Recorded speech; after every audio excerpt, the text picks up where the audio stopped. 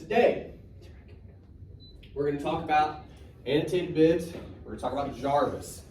The goal by the end of today is you should feel at least 50% comfortable with starting the paper writing process. And I say the paper writing process because I don't think, although some of you probably could, I don't think by the end of today anyone will feel like they can just dive into the paper. But leading into this weekend, if you wanted to, and I'm going to tell you how in a bit, so be excited. If you wanted to, you could, by the time we meet next Tuesday, have all the kind of pre-writing stuff under your belt. And you could really start the paper next week if you wanted to. And I know that no one does, but just take that for what it's worth. All right, to begin with, if you'll get the light source to Karia, if you don't mind. You are just right there. Appreciate it. That looks really good. We're going to look at the annotated bib prompt, and we're going to spend most of our time today actually with Jarvis. So I'll get her up over here. All right, the bib. As I often do, I will just kind of regale you with my summary of the prompt, and then at the end I'll take questions if anybody has them, so please hold on to those for just a minute. Now, annotated bib. Length. Each entry should be at least 500 words, and there's 4 entries, and already some of you hate me for that. Check it out. We're going to look at this in a moment in a little more detail, but I just want to show you. Here at the bottom, I wrote an annotated bib example, okay? And it's about a really cool article I found years ago on professional wrestling, okay? And it's great. It calls it emotional labor, because like, I don't know if anyone knows this, they're acting. They really hurt each other. Like, it's a super physical thing. Like, people forget that, but it is like scripted, right? It's not real in that way. They talk about it as emotional labor. These guys are performing. You think about, well, what are they acting like? What are they performing? They're just super steroidal ape men, right? Like they're performing the kind of masculinity we've been talking about. So it felt super applicable, and it's a really cool article. But my point is, a really smart-ass student years ago pointed out in class that my example is not 500 words. It's like 480 or something, okay? So my point to you is around 500 words. I know I say at least around 500 words, you know? More on that in a second. Format, even this, I always need to change and I forget. It definitely doesn't need to be double spaced. It can if you want. I would do most of the rest of MLA though, for reasons that I'll highlight in a moment. Do 3-1 and 3-3. I believe that's next week. I might be with dates, but I believe that's correct. And what that means is you'll have 2 entries due here and 2 more entries due there. What the assignment is, I have a breakdown. And I highlight this because even though I highlight it, I still get emails where people ask what it is they're supposed to do, and it does drive me a little bit up a wall in this particular case. Because it's a step-by-step. Like I honestly don't know how to make it any clearer, okay? If you're confused about something, that's one thing. For sure, ask me. But if you come at me with what are we supposed to do, I'm gonna be upset with you. I just am. Because it's here. Provide a complete MLA citation. That's right there. That's your works cited entry.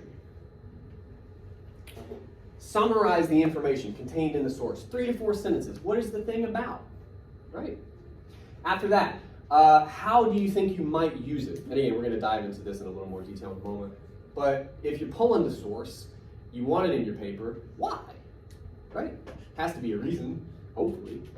And then at the end of all that, choose 2 quotations from your source and explain a little bit about why you chose that quotation. Again, why you think that particular quotation might be useful, how it might fit into your paper, what thoughts you might have about it, any of that. And there's a little bit of a note here. Basically, I want you to cite it and integrate it according to MLA guidelines. Now, why do I have you do all that? Well, again, to return to our example, you'll notice here at the very top, there's our MLA works cited citation. About half of this is our summary. The other half is why I think it would work. And then the rest of the bib are 2 very short paragraphs one for each quotation. Let me see where it starts. All right, here's one quotation I liked, or I'm just quoting all through there. Man, I got real fancy. But anyway, that's a quotation I liked, talking about sporting symbols and what I thought about it. And we have one down here. They have to handle a great amount of pain. It's a source of pride. I thought that was interesting. I talked about it. You'll notice I have the parenthetical citations there. They're integrated into sentences along with my thoughts. Why do all this? 2 reasons. Number 1, these are a note-taking tool, okay? When you sit down to write your paper, just to recap, hopefully you have Vonnegut under your belt, hopefully you have Jarvis under your belt, and then you're gonna have 2 more sources that you find, that you feel like speak to them in some sort of a way. That's a lot of stuff. It's a lot of words, it's a lot of ideas. This helps you organize all that, right? So for instance, no one is gonna talk about all of Vonnegut. That would be insane. It's not possible. What parts are you gonna talk about? What are you gonna focus on, essentially? What themes, what ideas? Your Bib entry for Vonnegut would help you figure that out, right? If you address all those steps, all of a sudden you got round about 500 words that you can just go to and say, that's what I'm aiming at. Great. Same thing with the rest of your sources. And this kind of gets to the second reason, in that dark moment where none of us will do this, but say for instance, you don't really work on your paper like you should, and you get a little stressed, and you're running out of time. Well, damn, dude, you got 500 words on each source. You got your works cited entries done. You got to copy and paste those and make them look right, but they're basically done. You have a summary here to help remind you what each source is about and what you thought at the time that you might use. That's great. And then hell, at the very bottom, you got 2 quotations that you could, if you wanted to, lift straight from this bib. You've integrated them into the sentence.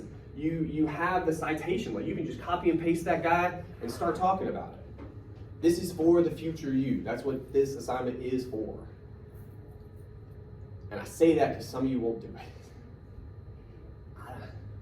Help yourself. That's what this is about. Okay? At this stage, any questions about any of this?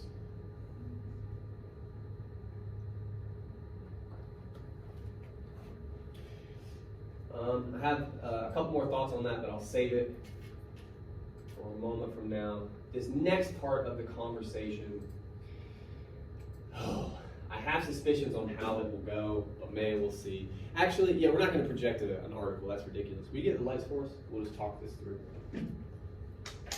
Appreciate it. All right. No, it's too far from the. I didn't think about that. All right. What I want to do now. What was a good marker in here? I think the lady took it. The other lady. I want to return all the way back to the very first day we talked about this paper. If you recall, we did an exercise with John Oliver. We had sort of NCAA not paying kids, and then why they should be paid, and we just listed all the arguments on either side. What I want to do right now, as best we can, try to list big ideas, big arguments you guys found in your travels through Jarvis. I want to try to list those over here, and then we're going to do something with it. So yeah, if you want to, and this again is a little bit of a joke for me, if you want to break out your notes. Well, see, it's funny, but it's also sad, because it's like, I did have you read about 15 or so pages. If you're not taking notes, I don't know what you're doing. I can't even, look, I have notes. I write all over it. I have notes here. I can't hang on to that. Like, no one is expecting you to be superhuman here. Like, write shit down, you know? But anyway, we'll see how we do. I know we can at least do one. We talked about this last time. In that first page and a half, her introduction, right? She says a lot, but she had one real takeaway when it came to talking about Slaughterhouse-Five, talking about Gravity's Rainbow, which we did not read. what does she say those two books are trying to get at? They're trying to get at one big idea, right? Anybody remember? It has something to do with World War II, Vietnam. The good word, bad word. Yeah. What if you can refresh our memory? What exactly did she say about that? Like that World War II was the good war because there was like you were like going to be like the clear-cut winners, and it was kind of fine. But Vietnam was a bit more morally ambiguous. To say the very least. Again, an example I like to give too is we're fighting Nazis over here. You feel pretty good about that. Whatever else you do, you're fighting Nazis. You feel pretty good about it. Harder to feel good about this. This is trickier over here. So she's saying those books try to upend that binary, erase that binary, at the very least say it's inaccurate, right? And that's kind of her big idea there in the introduction. Very good. Now then, probably the hard part. In the rest of those pages, the Vonnegut section, and I don't remember how many pages it is, it might be 10. Anything else that struck you guys? Big ideas, points she makes, anything at all? She's talking about Vonnegut here. Thought you were raising your hand there. I was like, oh shit, he's stretching and he's gonna hit me with a big. All right.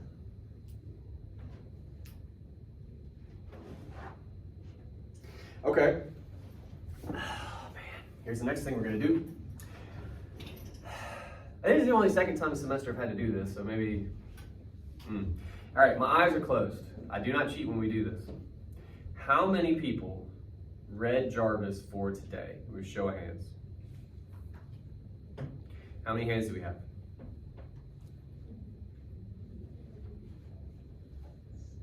How many hands? 8 or 9. 8 or 9. That's more than I expected given the silence. All right, you put your hands down. Put your hands down. That doesn't bode well for the rest of you. You should probably do that. But, okay, 8 or 9 of you, we can maybe work with that. Sands of Iwo Jima. Talk to me about that. I'll try to give you guys some breadcrumbs. Does anybody remember this? What is that, first of all, the Sands of Iwo Jima? It's a battle in the Pacific during World War II. Yeah, but that particular, the Sands of Iwo Jima, what is that? Like a movie. It's a movie. Do you remember who stars in that movie? It's John Wayne. It's John Wayne. That's interesting for reasons that I can't quite recall. Sands of Iwo Jima is about World War II. It's a famous battle in World War II, Pacific Theater. John Wayne. That's kind of all you need to know about the movie. She talks about it a little bit, but you can guess kind of how the movie goes for the most part. John Wayne shows up. He's a badass. Kills a bunch of people that don't look like me. And that's just how that goes. What else does she say about it? She says some interesting things about that movie. Yes, ma'am? I was just going to say she compares it to Mary's comment at the beginning of. She does. Well, she even quotes Mary specifically. She gives a block quotation, that whole bit about John Wayne, Frank Sinatra. They're going to make war look cool, which is exactly what that movie does, for sure. Okay. Put it up here so I don't forget. And I guess we'll go ahead and put Mary over here, even though she specifically cites her.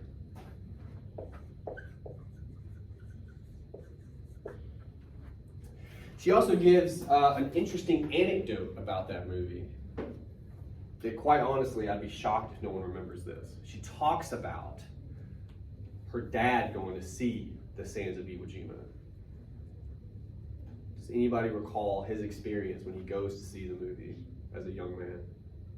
People were signing up to get drafted. To serve, not get drafted. They're going. Oh, right. Yeah. For those who don't maybe recall or didn't read, in the lobby of the theater, when her father went to go see the movie, Marine recruiters were just standing around signing guys up. Like coming out of the movie, like, that was really awesome, right? You want to go do that, right? Sign this sheet of paper. Get in the truck, motherfucker. Like, it's... What's the issue with that? Or Well, we could start there actually. That may prompt more conversation. Why might that be problematic? It's kind of exploitative. Kind of. How so? Well, it's an accurate depiction of like all the horrible fucked up shit they're gonna go see. Yeah, you don't get a lot of that in the movie. Yeah. Yeah.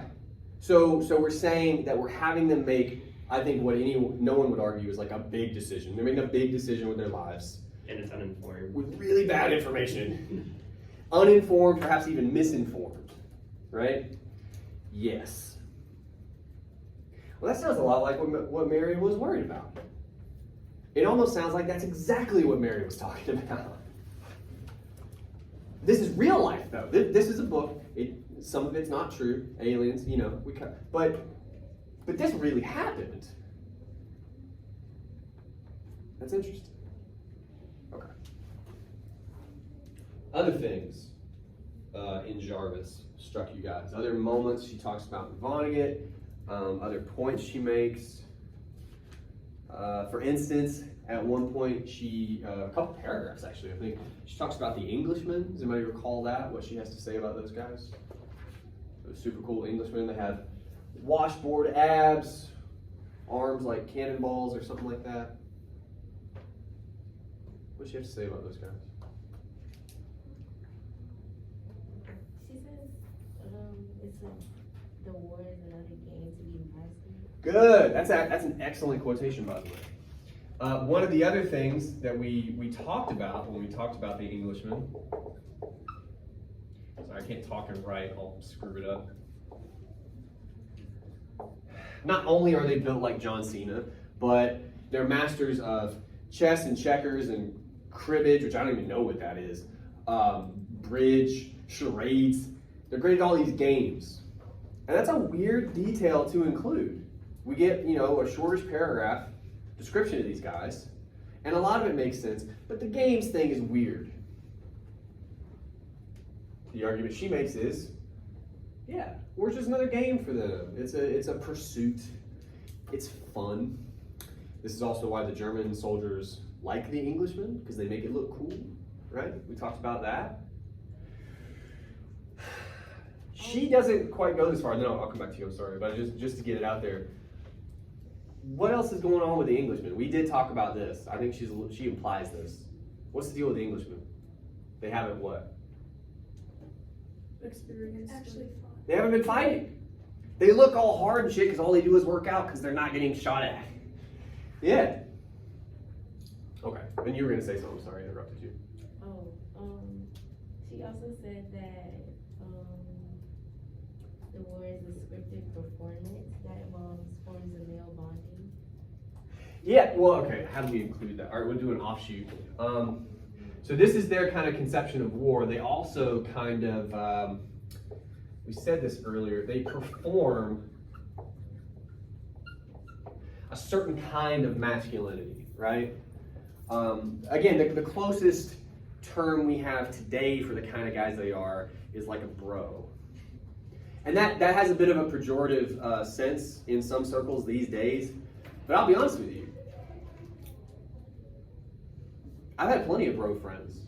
I don't think I ever qualified as a bro because I read too much about physics and shit. But I got some bro in me, I'm not shaming anybody like that. But they perform that kind of masculinity, right? Like that narrative of masculinity too. And you could also argue that's why the German soldiers like them. Cool. And that also kind of implies these two things are connected. But all right. Whew. That's the Englishman. There's a couple more I want to try to pull out of you guys. And you're getting better. You're getting warmed up. So maybe we got something here. Did anyone notice she also has something to say about the narrative structure? To refresh your memory, I guess I could ask. When I say narrative structure, what do you guys even think that is as it pertains to this book? Is it like the format the story is told in? Basically, yeah. And and again, this will hopefully you might remember this. I showed you guys Freytag's triangle, a typical story. Moves like this, right? Thanos dies there. an Iron Man, spoilers, and then like the last 10 minutes or whatever the movie. So like all this is the really cool stuff. That's the best part.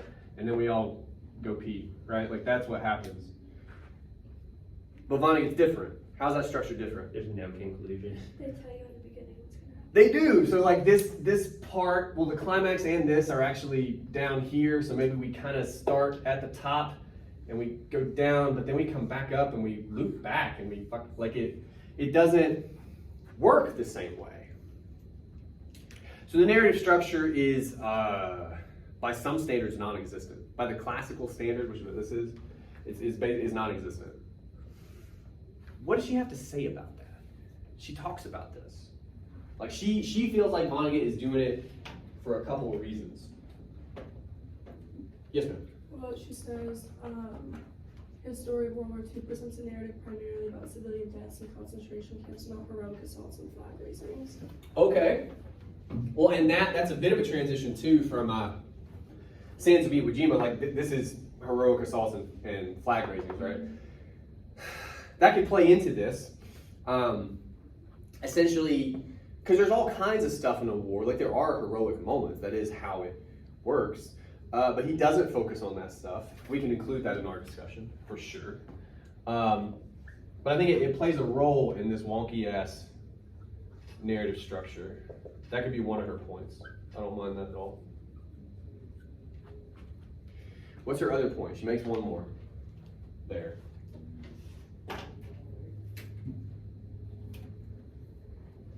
Basically, why does she think he builds the story in the way that he does? Why does he make it like a knot instead of a triangle, like he's supposed to? He taught writing, by the way. He was good at it.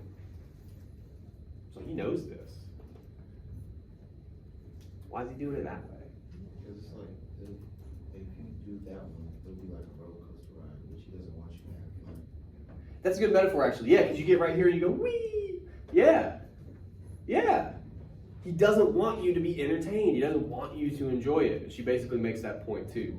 And that all, again, that ties into the flag raising. Because no matter what you think about, I don't know, whatever, we all get a little pumped up in a movie when, like, the music swells and some guy's on a beach like, fuck those guys! You're like, yeah, fuck those guys. Like, we feel it. He doesn't want that. He doesn't want any of that. Good. I feel like there's at least one or two more. She talks about bodies. I told you guys not to worry too much about this. I will entertain it for just a moment. She says way more about bodies when she gets to Gravity's Rainbow. Again, do not worry about that section. But there at the end of the Slaughterhouse 5 section, she gets into it a little bit. I think she also might talk about it with the Englishman a bit. Did anybody absorb anything that you felt like might be useful from her bodies discussion? Yeah. There was a part in it where she said, like, it kind of makes it kind of, those are human beings that are like, Yeah. Is that it? well, yeah, keep going. Go. Those are like human beings who are being like killed and stuff like that, and like bombs and stuff. Well, and that war doesn't view them the way it views them. It tries to have you view them as just bodies. She talks about body counts. She gives you multiple examples from like the train section we looked at, where they call the POWs freight, right? There's a couple more I'm forgetting right now. But basically, the way you get dehumanized in war is to be looked at as just a body, just a machine, right?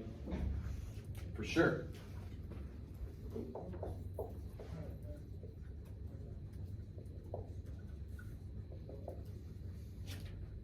And of course, the upshot there is she kind of comes down on the side I was trying to convince you guys of, that all those descriptions, you know, that's Tralfamadorian, that's Billy, that's how Rumford would maybe consider it, whereas the narrator, the way he talks about it, I think he's very much the opposite. He wants us to see that these are human beings. And he kind of does that by repeatedly showing us what it really looks like if you don't consider them as such. Does that make sense? All right, that's pretty good. I think there's like one or two more, but I can live with that list. That's a pretty decent list. All right, I've already started this one because it was pretty hard to leave her off, given what we said about this, and also the fact that Jarvis does, as we pointed out, quote her directly. But over here, for just a couple minutes, I want to try to build, and there's all kinds of options we could put up here. I want to try to build a list from Vonnegut that you feel like might tie into some of these. So anything you want to pick from the menu over here that you think something from Vonnegut would help us think more about this. Yeah. The perform masculinity thing, I guess we can tie that in with that Rumford. Oh, yeah, for sure. Go ahead, and then I'll come to you, Roman. Your hand's up, right? Think about it. Yeah, what about Rumford? That he's like man's man, you know, like big, cool, badass war guy, what we would typically think a soldier is like, but it's a lot more complicated than that. Yeah, well, he's a retired brigadier general in the Air Force Reserve. So he's a reservist. He's a full professor. He's the Air Force historian. He was born a millionaire. Best sailor of our time. Yeah, not a lot of fighting in there. Pretty similar to the Englishman in some respects. And I'm not saying sailing is easy. I also wouldn't know. But it looks hard. But it's not getting your ass shot off. Like, it's just not. He had his bestseller, if you guys recall. Pretty icky. Yeah, we'll leave it at that. But all of that could be a further definition of what we mean. Like, they're performing a certain kind of masculinity, right? But he's really a continuation of that same kind of masculinity. What do these guys aspire to in their 70s, if not this guy? He's successful. He's got a trophy wife. He's writing books about what he's doing with that woman. Like, this is what they want to be performing. Yeah. Add another one to add to the list, or? Huh? I have another thing to add to the list. Go for it. Sands of Iwo Jima and Weary. Okay. Yeah, go ahead. And that's kind of how Weary views the world is stuff that he's learned back home through like movies and stuff like that, and talks about things like he's some action hero. Well, you also see that in the story he plans on telling his people when he gets home, his true war story. And of course, it's not true because that's not how things go for him. And just to remind you guys, Jarvis points out his last name is not an accident. Like, he's tired and he's so weary in his journey that he succumbs, basically. Like, that's on purpose. Billy Pilgrim probably as well. We're having a fun idea of like pilgrimage. Did you decide if your hand was up? It's okay if it's not. No pressure. Okay, that's cool. I have a question. Go for it. Does the sex of your child tie into masculinity? You tell me. Like, I'm just like, where's the question coming from? Well, I heard a song, and in the Out of a song? Yeah. Okay. In the song, he was like, I got 3 boys that I need a man. Okay. Well, this could be read as an asshole question. It's not. I just want to be clear. This has nothing to do with these books, right? I'm asking that. No. Okay, that's okay. We'll take a sidebar real quick. Say it one more time.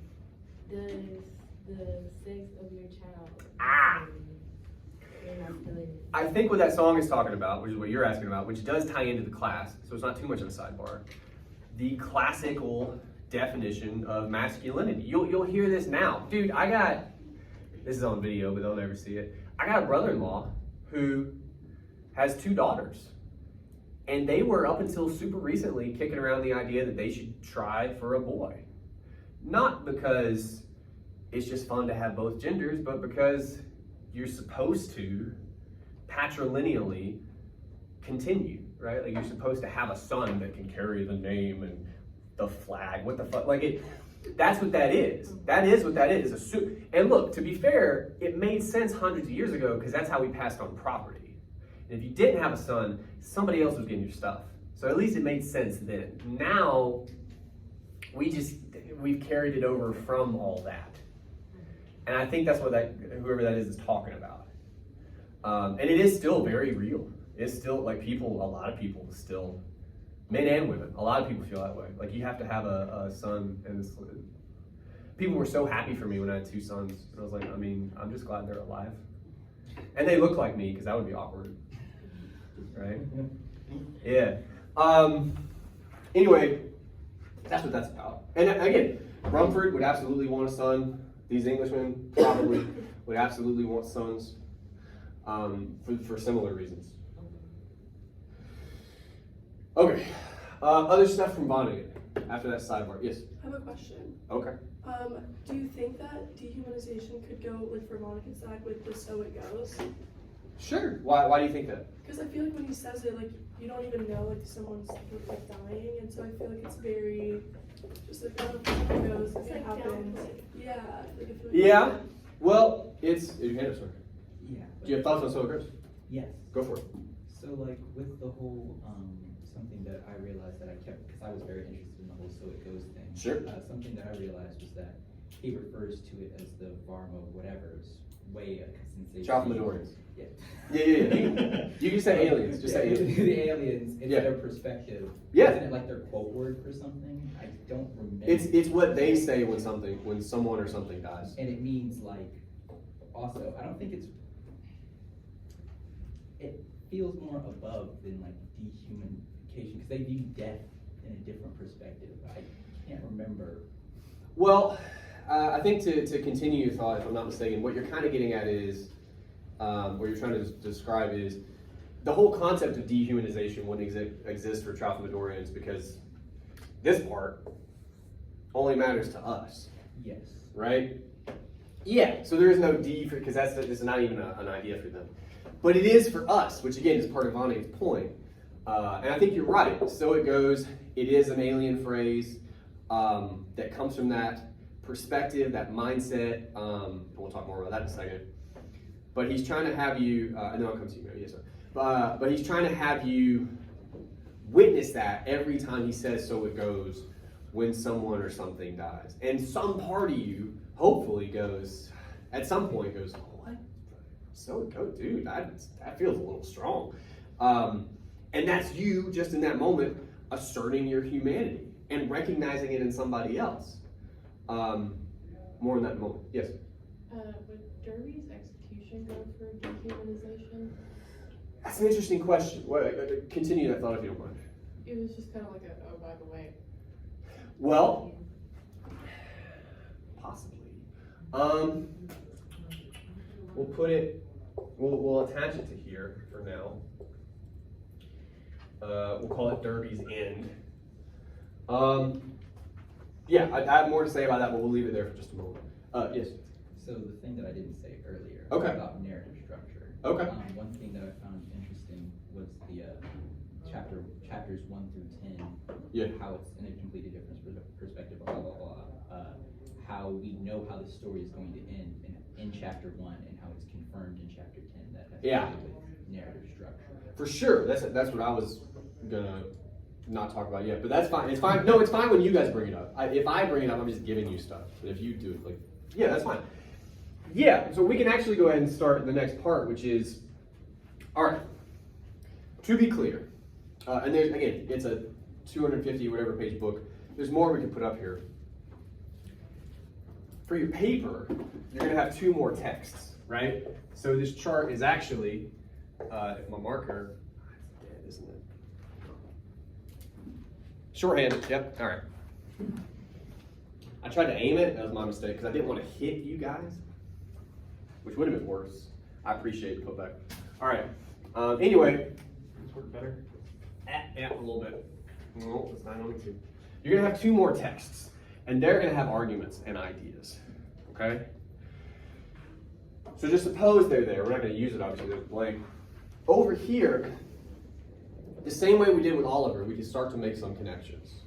And you're just kind of playing around right now. Some of these are super easy. Like a lot of these, to even make this list, we just looked at this one. I mean, so obviously this connects, this connects, this connects. But what you started doing, which is why I used it as a segue, yes, dehumanization obviously connects to So It Goes. I think could connect to Derby as well, kind of in that way.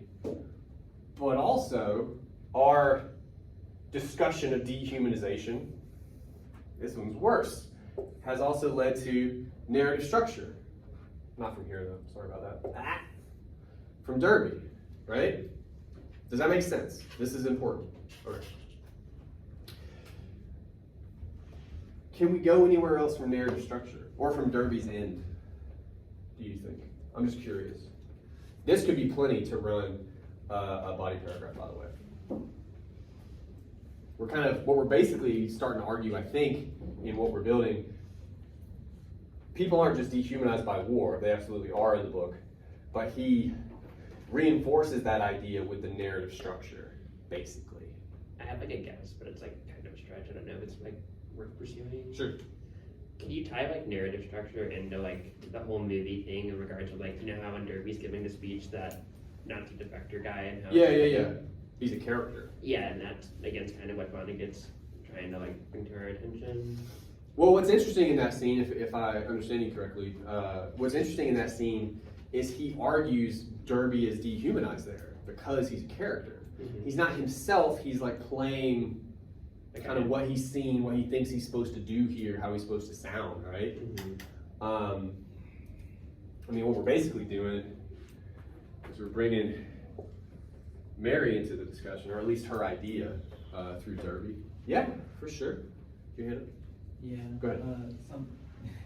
This is a little bit Okay. off the wall, but something that I think is that like the narrative structure, the way that it's written, kind of, unlike movies, people are like cannon fodder and you don't really notice it.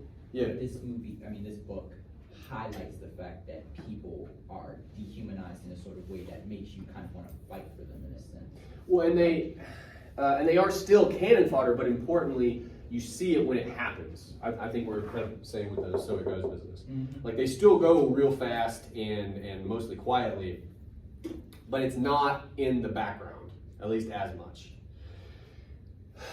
Yeah, for sure.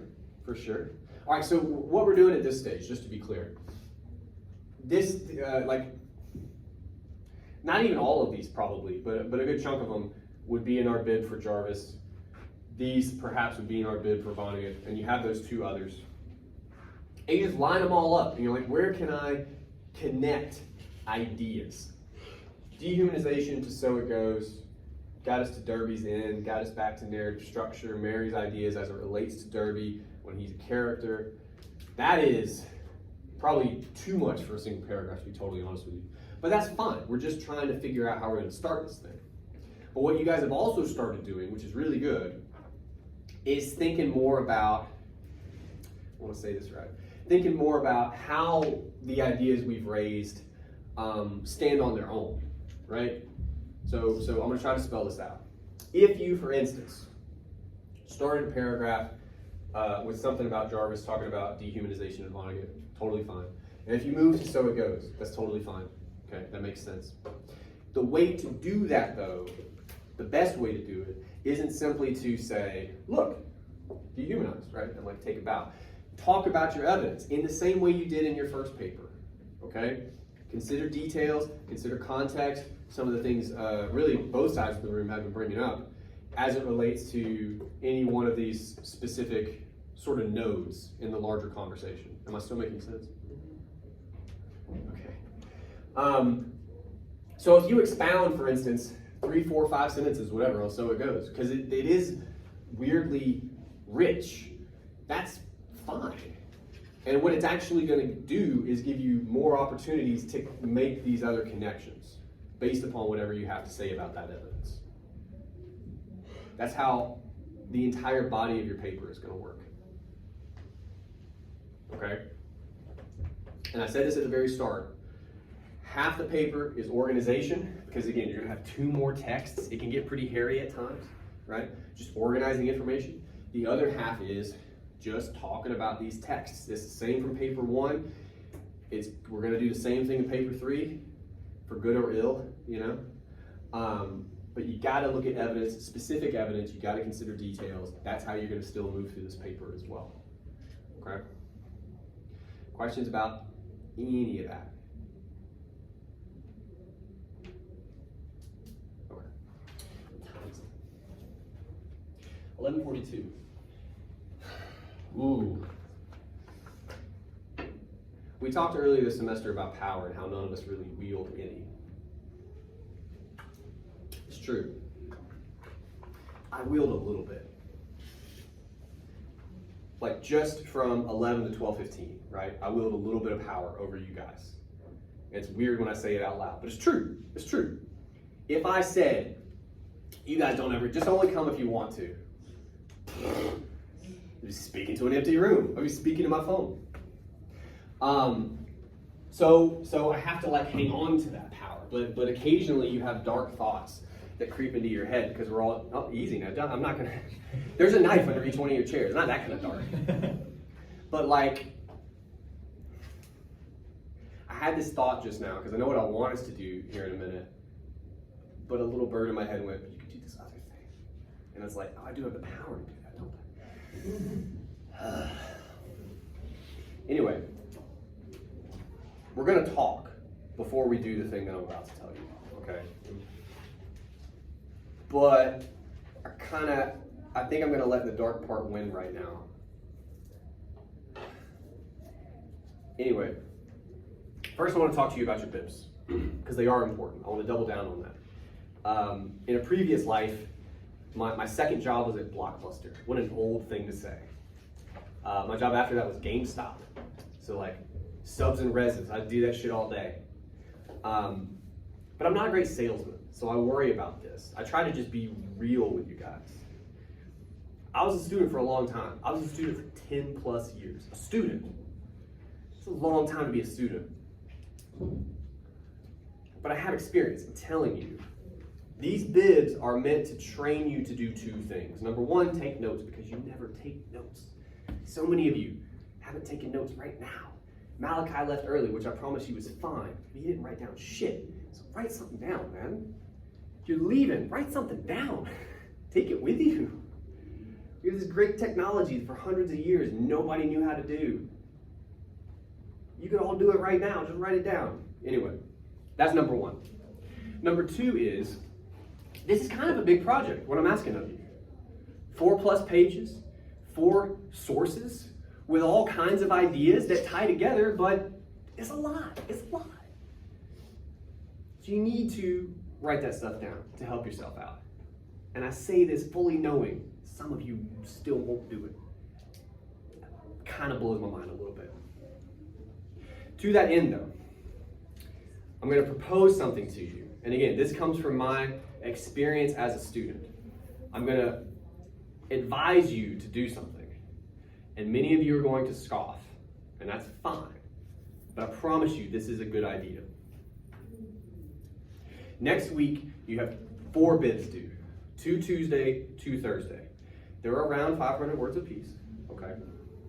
The easiest ones, probably, are gonna be Vonnegut and Jarvis. We talked for weeks about Vonnegut.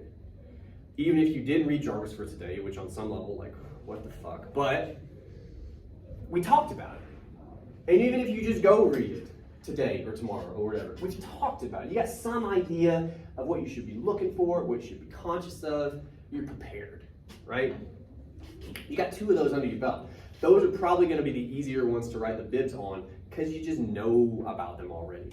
The other 2, unless you've started research, which would surprise me, are just in the ether. You have no, you got to go find them first, and then you got to decide, am I going to use this, and then you come to this stage. There's more work involved with those 2. So you kind of have 2 strategies you can take.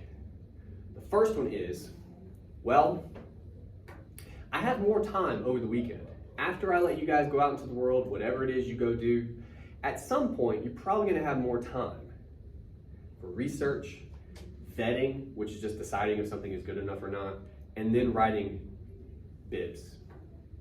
So for Tuesday, if I were you, that would be the 2 entries that I don't have yet, if I were in your position. Yes, sir? Will you answer emails over the weekend if we have questions? I do.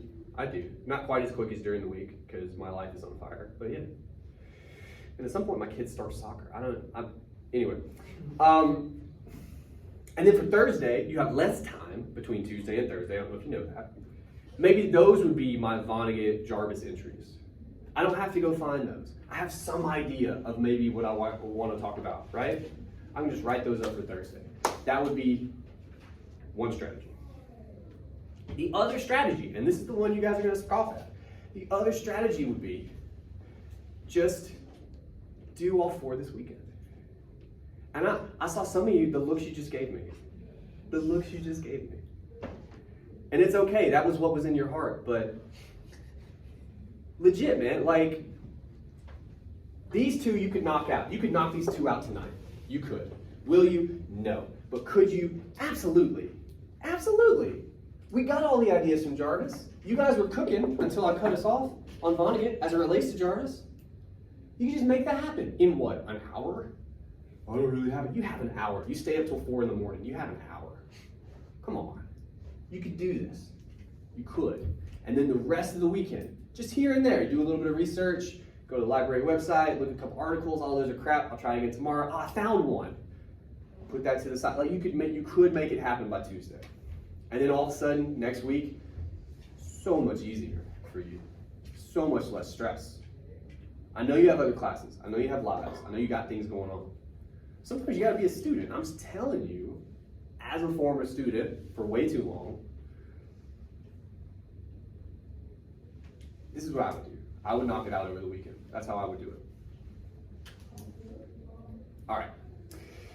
Now the darkness. What I wanted to do is have you guys sit here and work on this stuff. And there's all kinds of things you could do. You could start on bibs like these. That's not a bad way to go. You can start on research, because you got to do that too. That's not a bad way to go either. The darkness, though.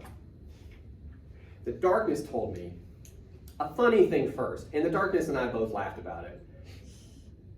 But it convinced me still. The funny thing was, well, I'm going to whisper because that's how the darkness sounds. They could just do this somewhere else. It's 2022. They got the internet. They could just go sit in the field and do research. And I'm like, you're right, darkness, they could. And then we both went, but it convinced me.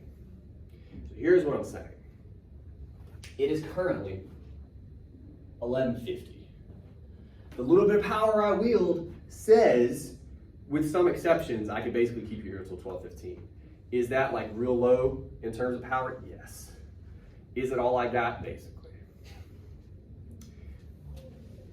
So what I'm saying to you is, I'm going to let you go early.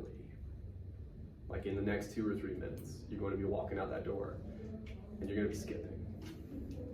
Not literally, because you'll trip on each other. Don't do, get some space. But the point I'm trying to make to you here is, I'm going to let you go early with the dim hope that you will use the time I'm giving you constructively. I do not mean you will go directly from this class to the library. Can you do that?